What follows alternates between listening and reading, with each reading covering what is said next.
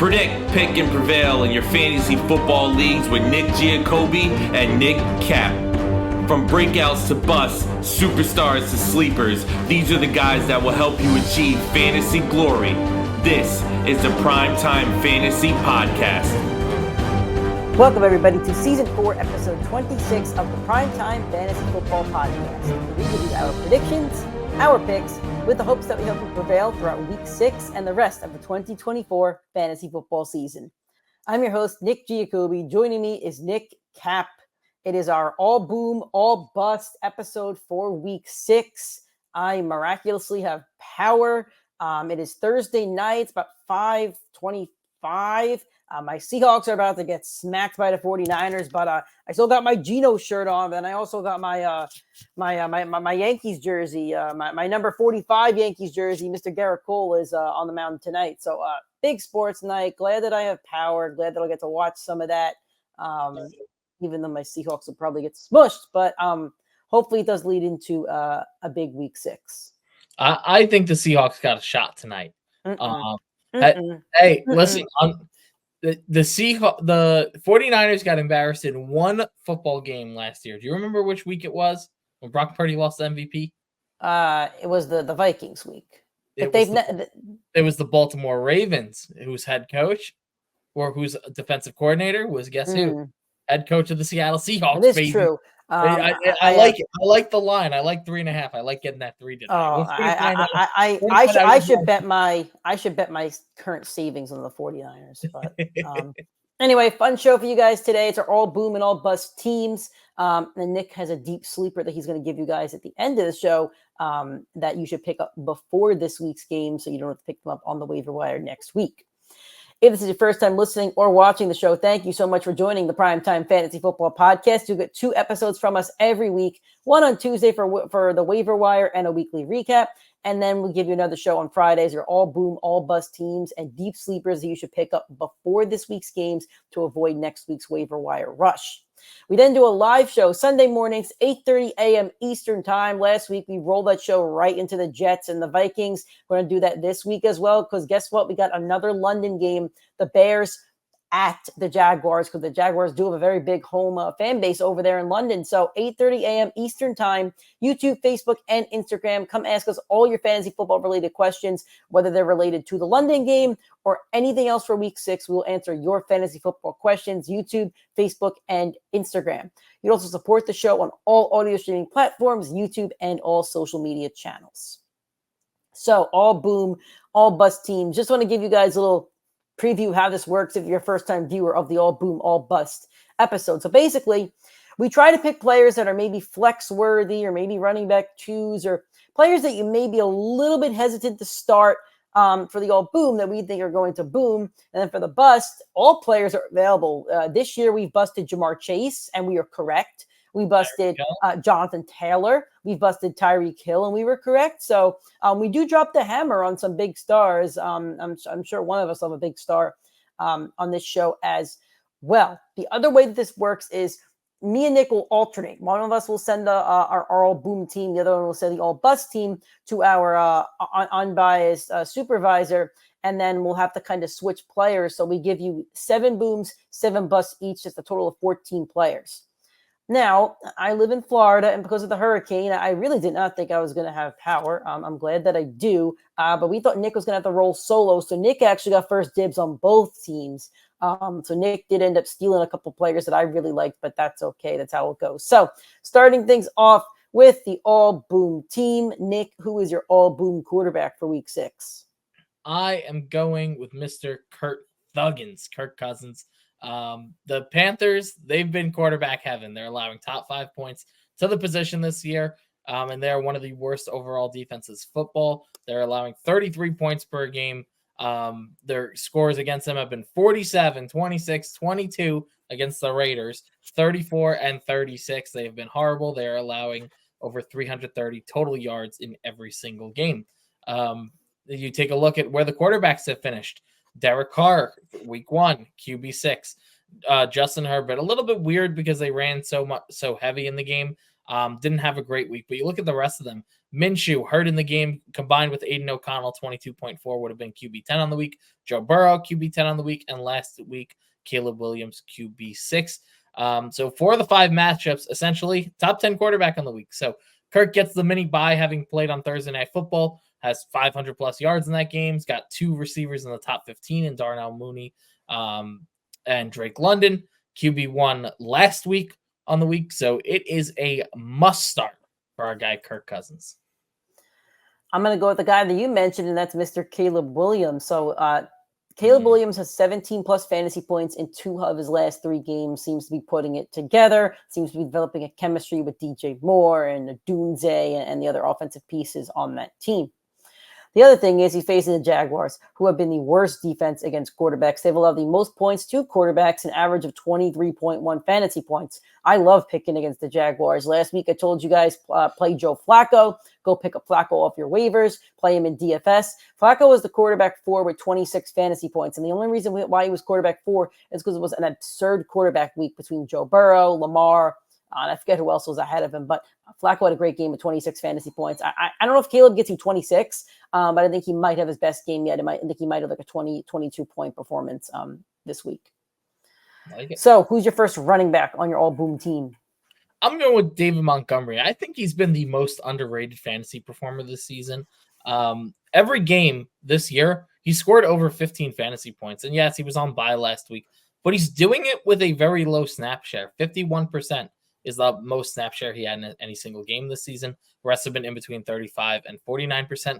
Last year against the Dallas defense, who was top 5 against the running backs, he put up 14 for 65 and a touchdown.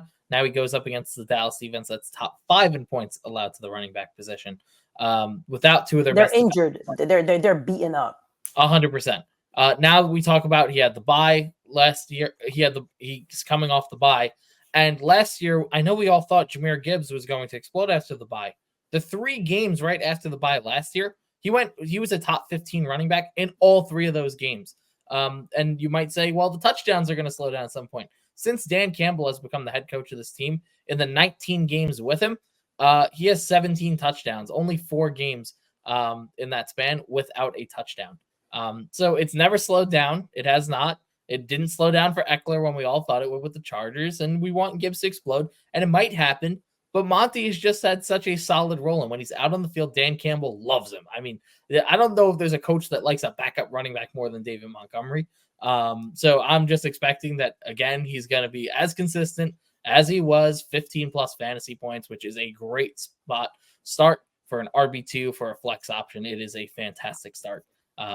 Pretty much every single week at this point, but I don't think anybody talks about him enough.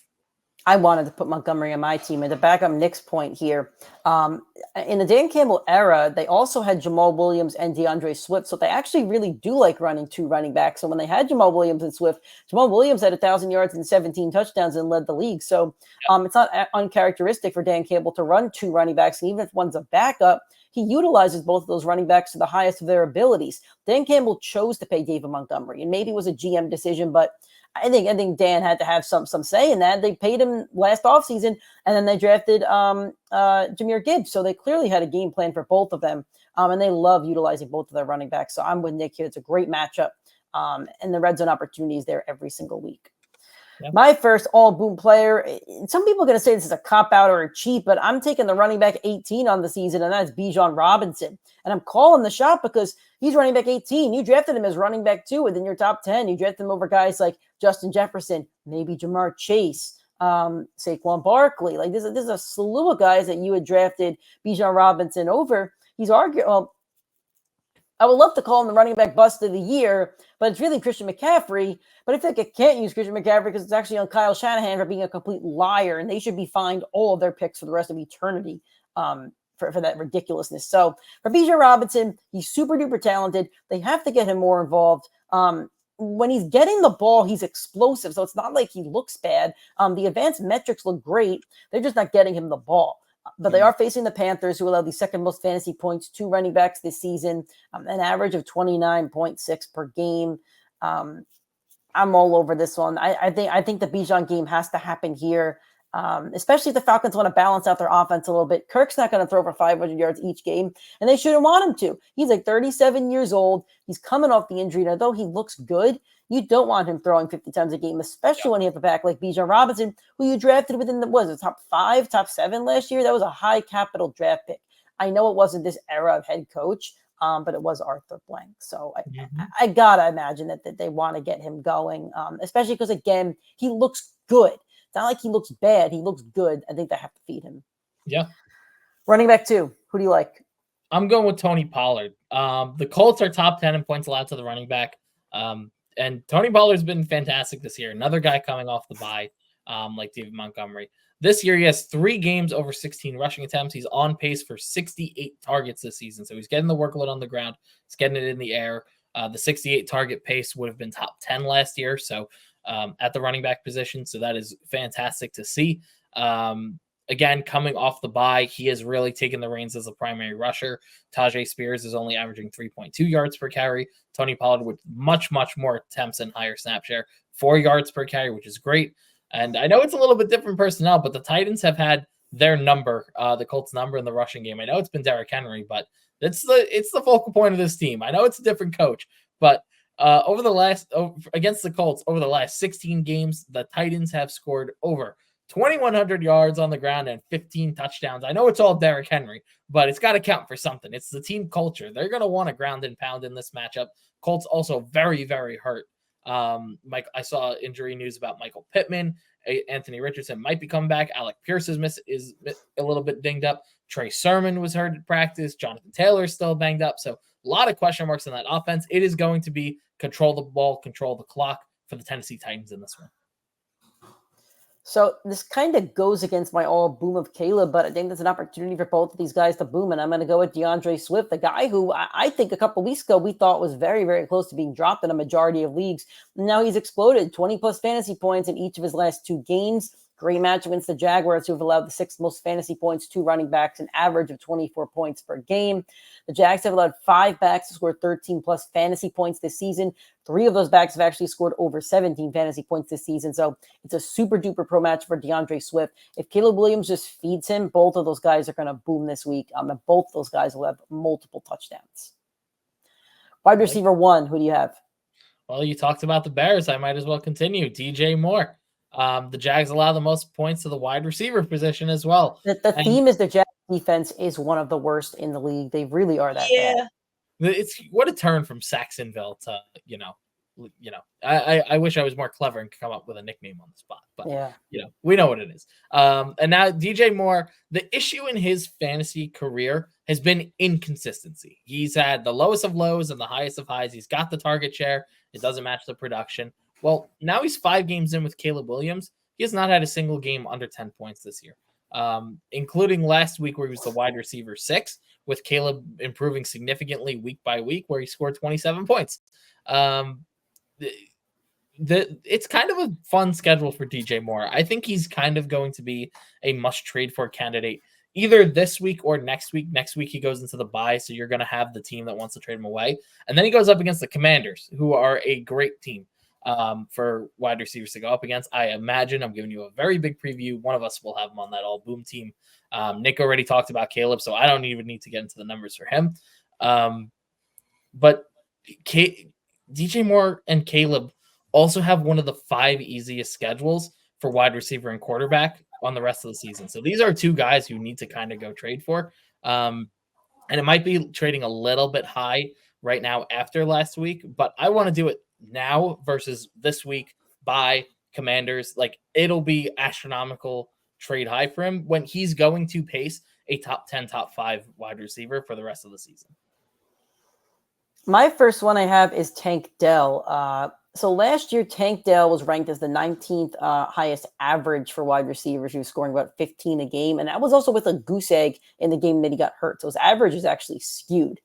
In the 6 of 11 games that he did play, again, one of those games is the goose egg that he got hurt in. So let's say 6 out of 10 games, he had over 17 fantasy points. That was when he was the wide receiver 2, right next to Nico Collins. Both of them had great stat lines. Nico's maybe a tiny bit heavier. Both of them had great stat lines. Obviously, Nico's the guy.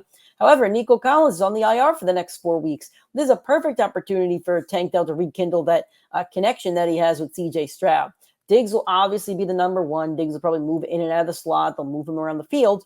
But CJ Stroud does like to spread the ball around, and Tank Dell's a guy that he does have a connection with. And I think this is the opportunity that Tank Dell's been waiting for. It's a good matchup against the Patriots. He won't see the cornerback 1. I think it's a good game script in the sense that the Texans will go up big. I haven't seen a status report on Joe Mixon. I'm assuming he's going to play, though. But still, I think it will be a positive game script for Tank Dell. Your second wide receiver. I'm going with Jaden Reed. I don't know if we're allowed to put him because he's been so phenomenal. I think this might be the last week that we could put him. I thought about it too when I didn't suggest it, so I didn't know that you had him. But I think he's approaching. He's getting to be a lock in lineups, but I will say if he has a dud this week, then he's still eligible because, like I mentioned on our Tuesday show, Packers offense is inconsistent in the sense where you don't really know who's going to get the ball. The Davian Wicks, everybody's fantasy breakout last week. 2 points. So, yeah, and that's a lot of the reason why I wanted to target Jaden Reed this week. The player he most reminds me of, at least when I took a look into his stats, was Brandon Ayuk from last year. He's not getting a ton of target share, but when he gets the ball, he's got the furthest depth of target in the league for guys with literally 10 or 12 receptions. You don't count Adonai Mitchell, who had 2 big catches in week 1. And if you take a look on Sleeper, people are kind of fading Jaden Reed because Sleeper shows anyone that's in the top half is green. The top 16 is green. The bottom half is red. The Cardinals are 16. It's middle of the pack. But they are not a great defense against the wide receiver position. It's a little bit of misleading. They face teams like the Bills, no true top receiver. The Rams, Cooper Kupp got hurt in that, which lowered the average significantly. They went up against the Lions, who ran the ball significantly, and the Commanders, both of them combined for 400 yards on the ground. And then you took a look at last week. Who did they play against? The 49ers. What did I tell you statistically? He reminds me of Brandon Ayuk. Brandon Ayuk last week on my all-boom team, 8 catches, 147 yards in that matchup. I like that upside. The one thing Jaden Reed has been able to do as well, which Brandon Ayuk really does not do as much, is be a red zone and a touchdown threat. And anytime that you have that upside with Jordan Love in this matchup and one of the highest over-unders on the week, it is a recipe for success. All right. So my second wide receiver is a guy that Nick gave you guys a couple weeks ago in our deep waiver wire segment, and I hope you listened to him. He's going to be a guy that's going to be on your roster for the rest of the season, and could he be a league winner? Who knows? It's Jalen Tolbert. He has double-digit fantasy points in 2 of his last 3 matchups. Last matchup, he had 10 targets, and he resulted in 21 fantasy points. He has 5+ targets in 3 games this season. 2 of those games, he has 9+ targets in. Facing the Lions now, who allow the 4th most fantasy points to wide receivers, an average of 32.4. They're terrible against the receivers last year, terrible against quarterbacks last year. Again, terrible against quarterbacks, terrible against receivers. I'm going to keep picking on them, and I think it's a good spot for Tolbert. As long as they don't trade for a receiver, I think Tolbert might emerge as a league winner guy, one of those waiver wire champions. So good call on Nick for the deep waiver wire segment. And that's why we do it. I gave you guys Rachaad White a couple weeks ago. Nick gave you Tolbert. Not every single deep waiver wire guy we give you is going to pan out. But that's why it's a deep one to make sure you get the guy before the waivers next week. I feel like that we've actually did a really good job this year so far too. I don't want to jinx it because I'm going to talk about mine later, but Nick and I have been pretty spot on this.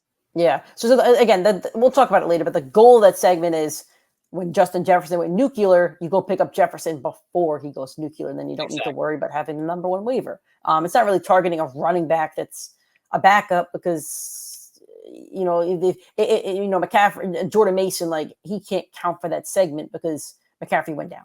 That's just not, Anyway, tight end. I think I know who you have, but you could talk about him anyway. Really? Okay. Maybe. Oh no, I think I had your tight end on the bus team. Oh, okay, gotcha. All right, I'm going with Kyle Pitts. I did Kyle Pitts. I did. What it is? Okay.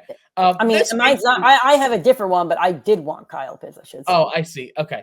This makes me sick to my stomach to put Kyle Pitts on the team because it is like the most dangerous game that you could play. Trying to predict that Kyle Pitts has a good week, but I do love my QB stacks when I do my all boom team, and I do like Kyle Pitts this week. Carolina allowing top 5 points to the tight end position. They're horrible in every layer of that defense. They are a must target every single week. His first 4 games in his career against this matchup with competent-ish quarterback play against Carolina, he's averaging over 7 targets per game in those matchups. Now you give Kirk Cousins the best quarterback he's had in his career. Last year, with some of the worst quarterback play in the league, he absolutely stunk in this matchup. But I'm going to bank on Cousins being a better quarterback and a better guy to throw him the ball. And over the course of the year, one of my hot takes was Kyle Pitts finishes inside the top 5. It is because he has matchups like this on his schedule, and these are the ones he needs to take advantage of. So I'm going to double down on my preseason take. All right. My tight end is going to be Tucker Kraft. And I hate predicting and forecasting the Green Bay offense, but back-to-back games at 17-plus fantasy points. I think he's a safety blanket for Jordan Love. I think he's a red zone target for Jordan Love. And I think he offers something that the other wide receivers don't offer, where the receivers could be a little bit of a dime a dozen, and who's going to get the ball, who knows. I think Tucker Kraft offers something that the receivers do not. On top of that, he's 5+ targets in both of his last 2 games, and he did have the 17+ in, and he's facing the Cardinals. And the Cardinals have been kind of stingy against tight ends. However, just last week, they allowed 20+ fantasy points to George Kittle. I see no reason why Tucker Kraft can't post his 3rd straight 17+ week. And again, another guy that might end up being a waiver wire winner in a season where the tight ends have been historically bad. If you drafted Laporta, if you drafted Mark Andrews, Tucker Kraft might end up being your starter throughout the rest of the season if you got him off the waiver wire. Another thing to note, Luke Musgrave was just put on the IR a couple hours ago before this recording. So Kraft is even more of a lock. And Musgrave was not taking snaps away. Kraft has asserted himself as the starter on that team.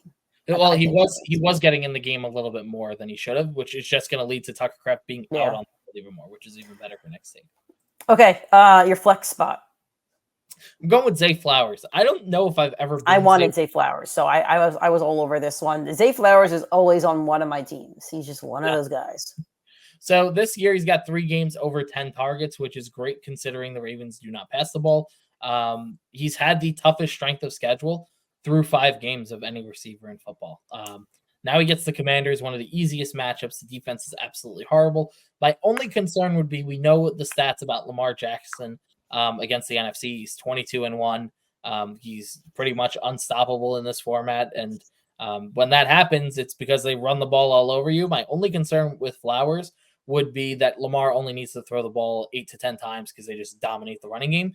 But I don't think that's going to happen. I think Jaden Daniels is a great quarterback. It's the highest over-under of the week, and that means you're going to have to pass the ball to keep the lead. I have Najee Harris. So when I get second dibs on the all-boom team, I always end up picking a running back. I don't know why. But I'm going Najee Harris, a guy who's on this team every single week as well. Listen, he hasn't been great this season. The Steelers are not scoring points. It is what it is. But they're facing the Raiders, who have the 7th most fantasy points to running backs, also allowing an average of over 5 yards per carry to running backs. Najee's still getting the volume. Jalen Warren is still banged up. They still don't want Justin Fields to throw for 30+, which is fine. Just lean on Najee Harris. I think if he gets in the end zone, he's going to boom this week. If he doesn't get in the end zone, he probably will not boom this week. Yeah. All right, going to kick it to our all-bust teams for week 6. Who is your all-bust quarterback? I'm surprised that I got this quarterback on my all-bust team. So, looking forward to hearing. I think I know who it is after you say it. Now that you said that, but yeah. I'm going with Trevor Lawrence. That was my number 2, so I'm glad that you took him. And I know Trevor Lawrence in London, absolutely electric. I saw Nick earlier. He did the at home for London. I think that we need to start saying at home for London and at home when they're in Jacksonville. When they're in Jacksonville. That stadium is flooded with opposing fans, where in Jacksonville, they are the favorite team for some reason. It's kind of crazy.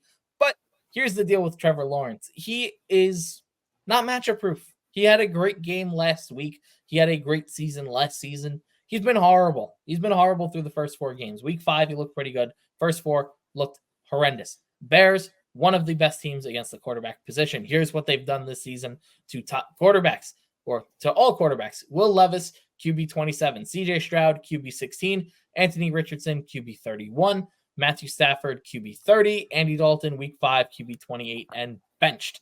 That is absolutely horrible. I don't think he gets benched. I don't think we see Mac Jones, but I do think the Prince in London, this is a brutal matchup. And I've watched 5 quarterbacks bust in this matchup for their ADP or where they belong. I don't expect Trevor Lawrence to have a boom week. I expect Doug Peterson to get left with Urban Meyer in those bars in London. That's what I'm expecting. I think I busted 3 of those quarterbacks. I know I did Stroud. I think I did Stafford. I think I did Dalton too. I had Dalton. Dalton. Okay. Both of us did not like. Yeah, this. we're gonna keep picking on the quarterbacks against the Bears.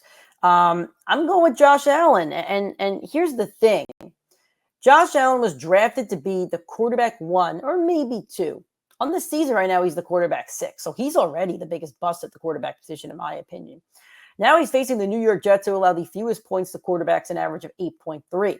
The sample size isn't great. They really haven't faced an elite quarterback. However, Brock Purdy scored 10.3 points. That's his lowest on the season. Sam Darnold, who's been great so far, he hasn't had under 15, I think. He had 5.3. Those are both lows on the season.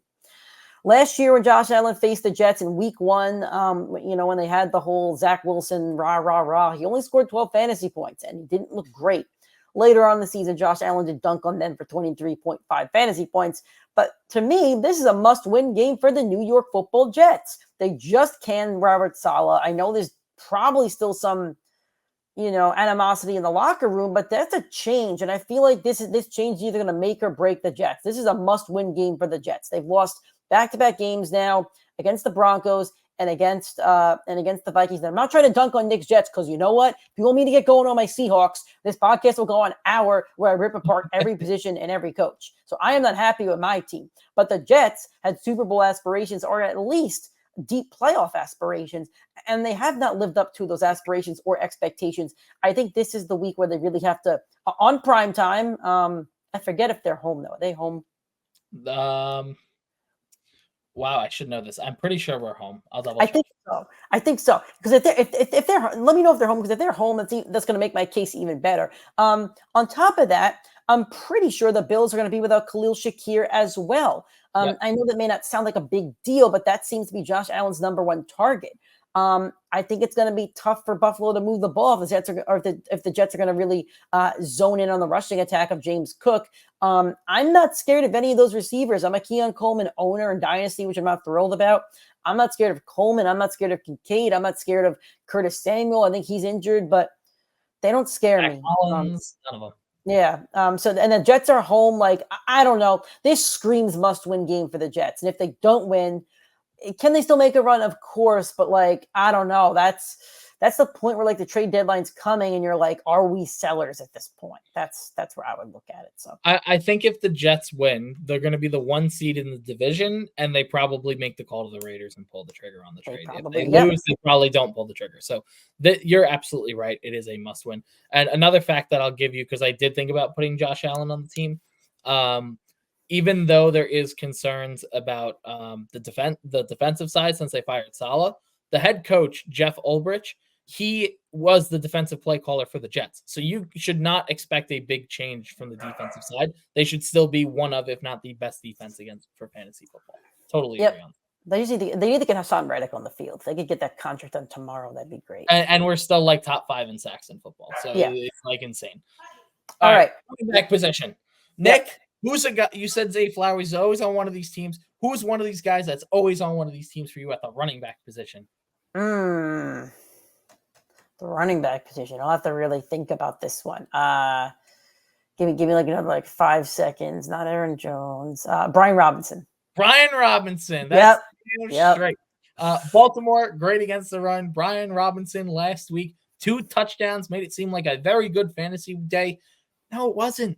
He is very concerning. I'm not hitting the alarm button yet, but last week I was very concerned at the stats from him. 34% snap share, 7 carries, 18 yards, 2.5 yards per carry, 0 targets. And what most importantly happened that week? Austin Eckler returned from injury and took over the snap share on that team. Baltimore, heavy favorite in this game. I talked about the stats earlier. Lamar as against the NFC is 22-1 in his career. Kind of crazy. And it is a high over-under game. What does that mean? Jaden Daniels is going to have to be more of a pocket passer and use his legs. He is not targeting Brian Robinson. I just mentioned it. 0 targets last week. It's been Eckler and Jeremy McNichols in on those types of plays. The short touchdown, we saw McNichols rob it last week. I do not like this matchup for Brian Robinson. I think he needs to be benched. I know he's had a very good season, but those stats, those advanced metrics, really, really concerning for a guy that was starting to trend towards a lock in your lineup. So that was definitely not a good thing to see last week. I'm going to bench Chuba Hubbard, who has been very, very productive this season, but going against the Falcons defense, the revamped Falcons defense, I think people are forgetting how revamped they are, trading for Matthew Judon, signing Justin Simmons, a couple other guys up in the front 7. They're the fifth. They've allowed the 5th fewest points to running backs through the first 5 games of the season, an average of 15.9. And they faced some good backs. They did allow 17 to Kamara. They did allow 17 to Saquon Barkley. But those are the number 1 and number 2 backs in fantasy football. Chuba Hubbard is not as talented. His offense is not as explosive. I think that entire Panthers offense is going to get suffocated, and I think it starts with Chuba Hubbard not getting it going on the ground. You're running back 2. Who do you have? I'm going with J.K. Dobbins. I've mentioned just about every running back that's come off the bye, which is kind of ironic looking at it now. But this is a tough defensive matchup. And J.K. Dobbins, I love for fantasy because if it's an easy matchup, he's a great fantasy play. In the 2 games against bad defenses, he's had over 20 in both of those, RB4 and RB5 on each of those weeks, which is great. And then in the games where he went up against top defenses, Pittsburgh, Kansas City, less than 3 yards per carry, no touchdown either, less than 10 fantasy points in both of those matchups. Denver is very good against the running back position. They just shut down Breece Hall 2 weeks ago. And this game is going to be an attempt to ground and pound from the Broncos side. It is going to be manage the clock. That's what Denver has done really well over the last couple of weeks. And it's why they were able to win the last 2 games. So I know that I love Jim Harbaugh as a coach. I kind of like Sean Payton as a coach. But both these teams, it is going to be and should be one of the lowest scoring games on the week. The Chargers have aimed to do that every single week. And even with that, Dobbins has the good games against the bad defenses, does not have the good game, has the bad games against the bad defenses. And like I mentioned, that's exactly what you want from a guy you drafted late in fantasy, right? Like Nick and I would love to know every single week, this guy has a bad matchup, he's not going to perform well. This guy has a good matchup, he is going to perform well. That is the perfect thing for a flex option, but he is a flex option. He's not a locked and loaded starting running back no matter the matchup. So it's time to put him on the bench. He's not going to have a great game, but he does have better games ahead. I'm going to go with Ramondre Stevenson, a guy who was on Nick's all-boom team last week, but I really don't like the matchup. I feel like the Texans' defense is the number 1 play in fantasy football this week in terms of defenses, and they should start by plugging the hole of Ramondre Stevenson. I think Drake May is going to start, so maybe there's a spark there, but I think it's a tough matchup to start against D'Amico Ryans, who is an excellent defensive head coach.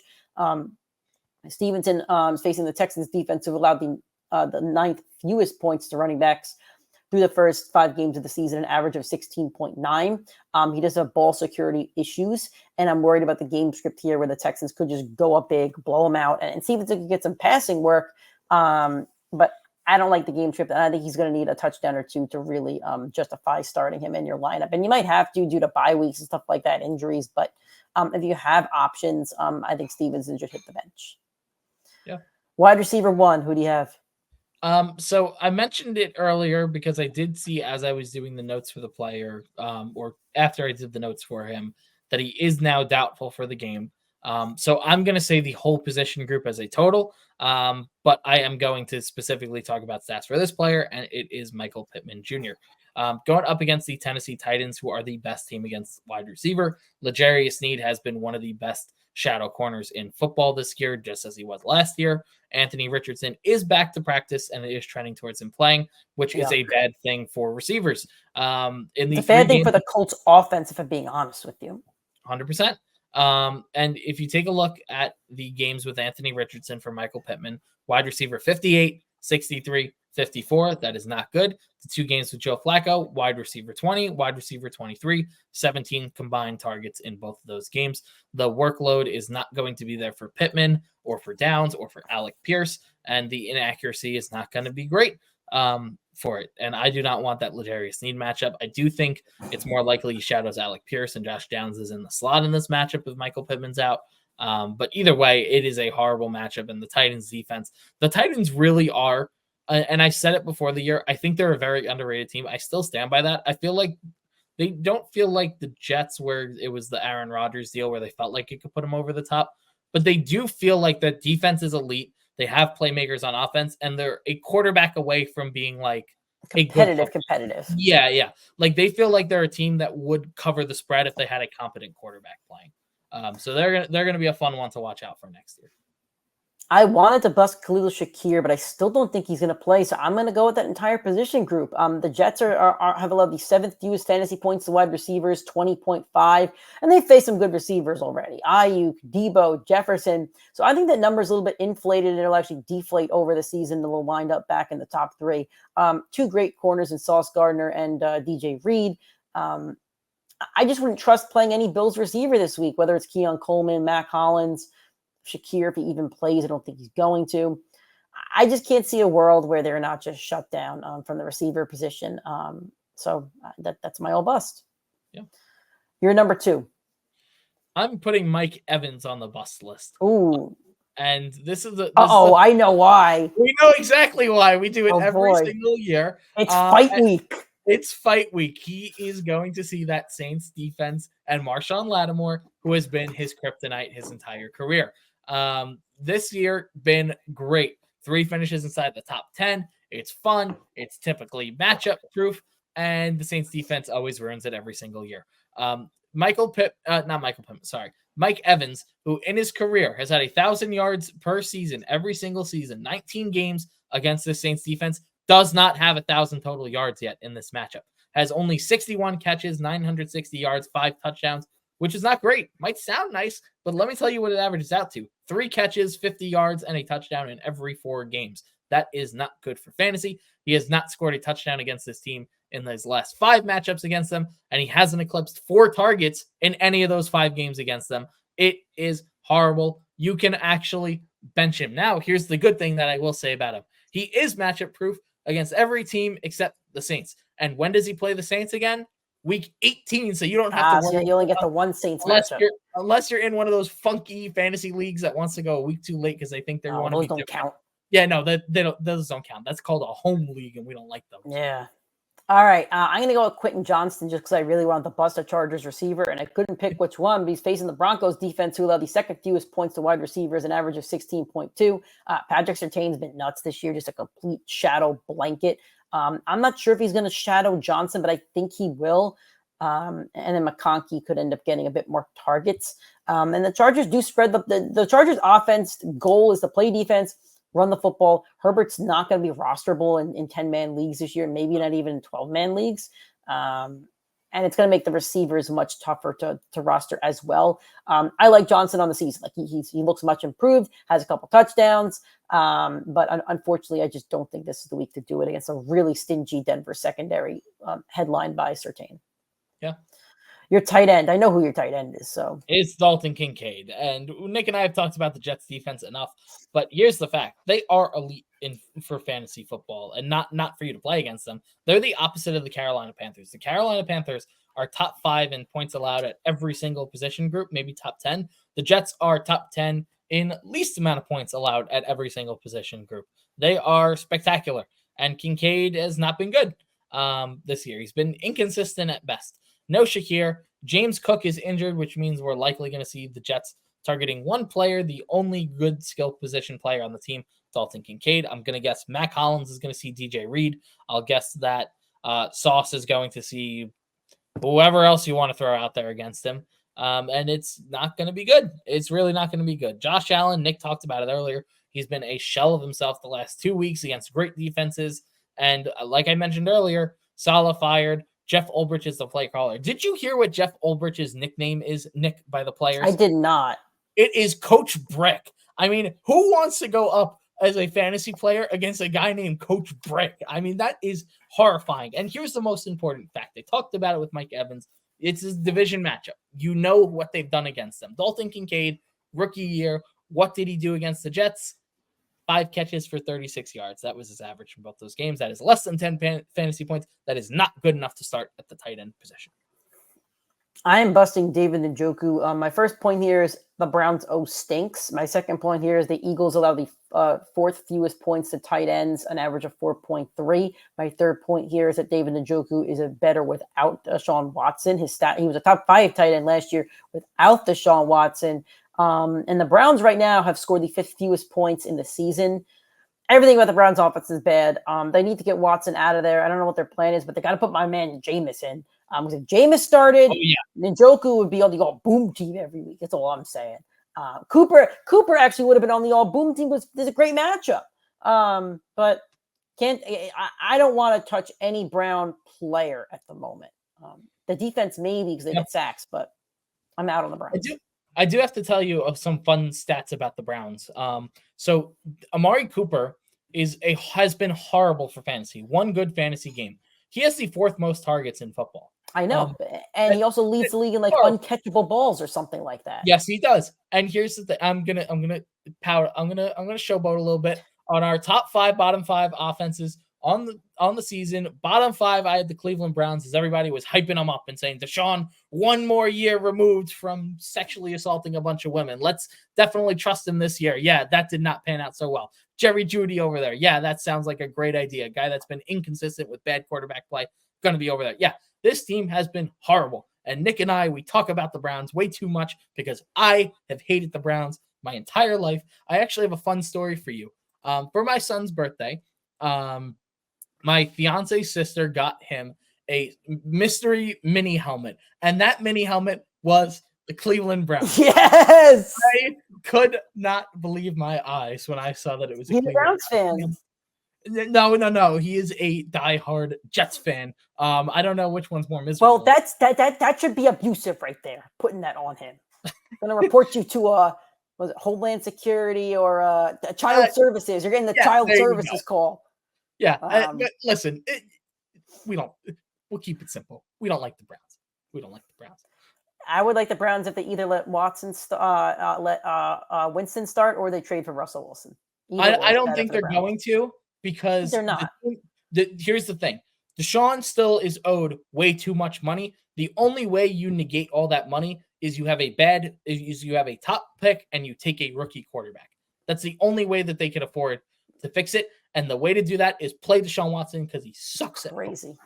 He's a better person than he is a football player. I need the 30 for 30 because I don't think I've ever seen a player that was that talented. Throwing away the terrible off the field stuff, but I don't think I've ever seen a player that was that talented, top 5 of their position, completely just lose that talent in their prime. Like he didn't get hurt at age 35. Exactly. He got hurt at age like 26, I think.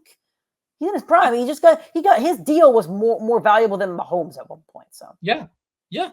So 100%. All right. Your last flex spot. Jameson Williams. I thought about it.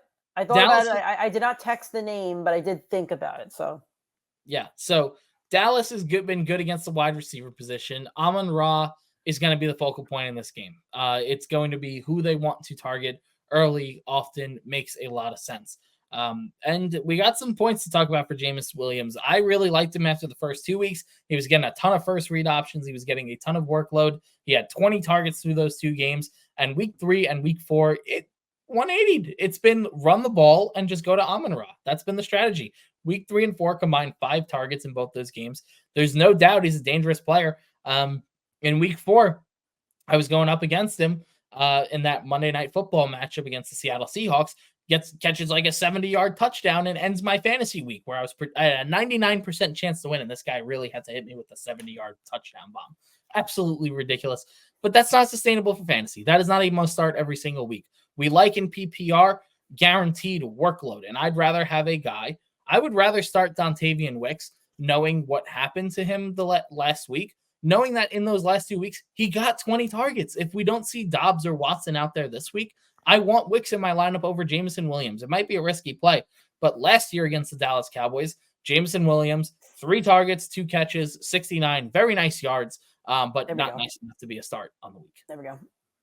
I have a guy that we love on the season, but I have Brian Thomas going up against that Bears defense who allowed the 6th fewest fantasy points to wide receivers, an average of 20.5. If I'm the Bears DC, I'm saying to my corners, Jalen Johnson, and they have a good safety too. I'm saying shadow him. He's not beating us this week. Kirk's a worse play, but I really wanted to go for the home run here with Brian Thomas. The Bears are really tough on quarterbacks.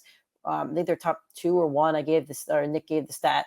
They're really tough on receivers. They're good. They're bad against running backs. So this really should be an ETN game plan.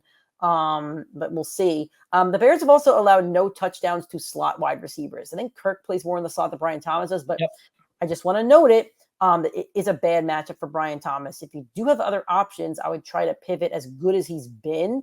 If I'm the Bears, I'm eliminating Trevor's favorite target when Trevor's been bad. That's what I would do. I'm not an NFL coach. That's what I would do at least. Yep, makes sense to me.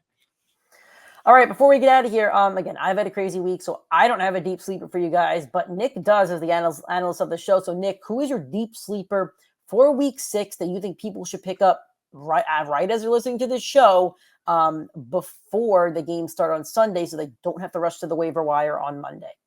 So, Nick, you framed it perfectly at the start of the show. It's a guy you want to add this week because you expect next week they could be the top waiver wire add because they can perform very well. The numbers look good. Whatever it is, that's the reason why you want to pick them up. And I have 2 options for this one, but I'm going to pick one of them, and it's going to be Demario Douglas from the New England Patriots. 2 of the last 3 weeks, he had 9 targets. The game plan has been through him. We know the game script on the season is going to be passing the ball because this team plays from behind. And Drake May gets his first start. He is a bigger athlete, a better arm, more of a risk taker, a gunslinger than Jacoby Brissett is. I'm not a college football fanatic. I do not watch college football as much as I probably should as a fantasy person. But every single comp I've seen is Nick's favorite stat sheet stuffer, Justin Herbert. And Justin Herbert, his coach, has limited it down. And if Drake May is 75-80% of what Justin Herbert was as a Chargers quarterback for the first 3-4 seasons of his career, he's going to fill the stats for his wide receivers. Mike Williams, Keenan Allen have been great for fantasy football for multiple seasons with Herbert.